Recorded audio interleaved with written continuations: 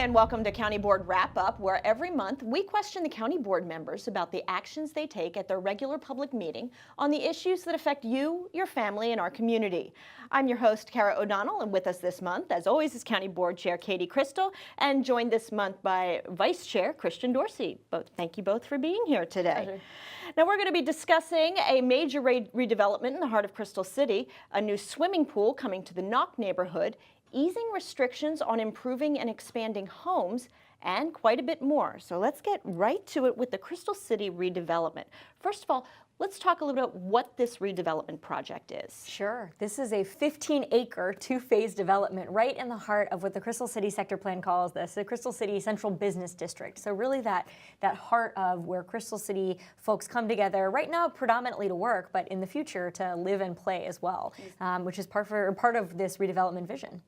Now, tell me a little bit, what is the plan there? I know, as you said, right now it's primarily office space. Yeah.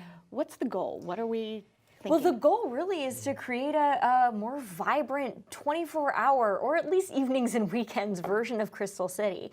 So you'll see that achieved in a lot of different ways. For one thing, there's some blocks of inward-facing retail that literally front into the underground that will be flipping, or excuse me, the property owner will be seeking to flip inside out. So we create a much livelier street with a lot of visual interest. In the longer run, this plan lays the groundwork for a major park, a kind of retail-oriented metro market square. That'll be a great opportunity for people to gather, participate in farmers markets and festivals, maybe grab a bite to eat, and otherwise take advantage of some outdoor dining opportunities. And from what I understand, it's even more than just the dining. There's a movie theater involved, all kinds of things. Grocery store, that's always a big one. So really just kind of making it more of a 24-hour community, so to speak. I think that's right. You know, it's I don't know that we'll create a truly 24/7 nightlife, right? We're probably a little away from the city that never sleeps happening there. But certainly, you know, one of the greatest challenges of Crystal City, especially with the high office vacancy we've seen, is the sense that it's a place that empties out after dark. And this is going to be such a lively addition, whether it's the Alamo Cinnamon Draft House, as you mentioned, the restaurants, the grocery store. It's going to create a sense of a place where people live and enjoy themselves. We'll see the addition of new bike lane, pedestrian improvements, a lot more activity, some of the serendipity that happens in great urban spaces where people can interact with one another at all hours, not just on their lunch breaks or in their to or from commute. Now, I know we have the Crystal City Sector Plan. Is this part of that plan? Does this align with those goals? You know, it largely aligns with the goals. You'll have certain people who participated in the sector plan process who may quibble with what we entitled the other day because it looks a little bit different. And it does, because there are a lot of circumstances that have changed since the sector plan was approved.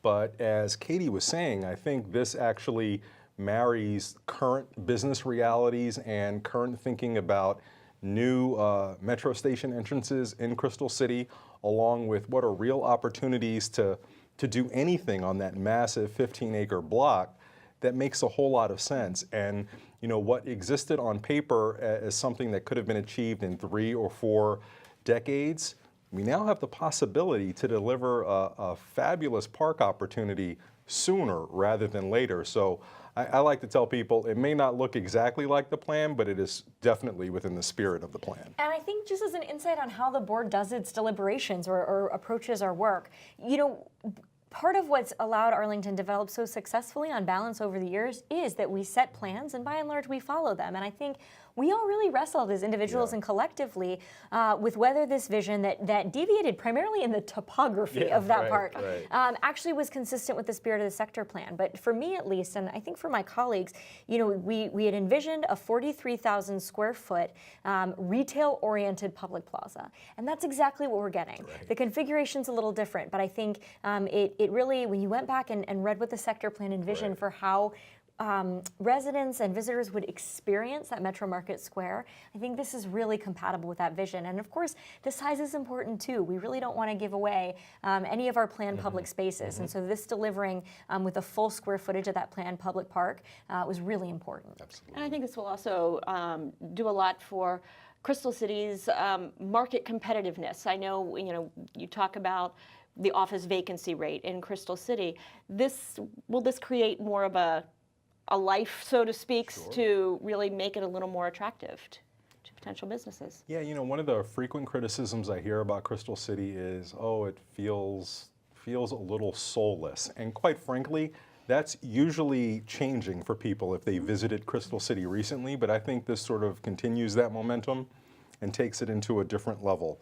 A theater is a great amenity, certainly for people who live there, but also for people who work there. My goodness, being able to go catch a show after work is incredibly huge.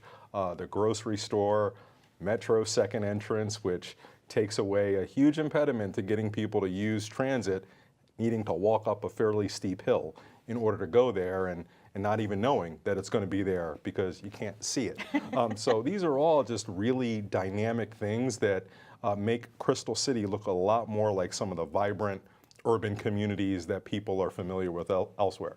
I know JBG Smith, who owns quite a bit of that property there, they're already kind of paving the way with some of the fun public art. We've seen some really interesting public art. And it's getting a lot of attention. It sure is. And I think it really is emblematic of the fact that increasingly businesses are interested in locating around the same things that residents are. Because talent is king, right? You want to work in a place where you're going to be able to attract the best people, and vibrant public spaces help attract the best people, whether it's to live or work. And so, the centrality of the livability of Crystal City as our goal is also shared by JBG and others who are seeking to lease out some of that office space.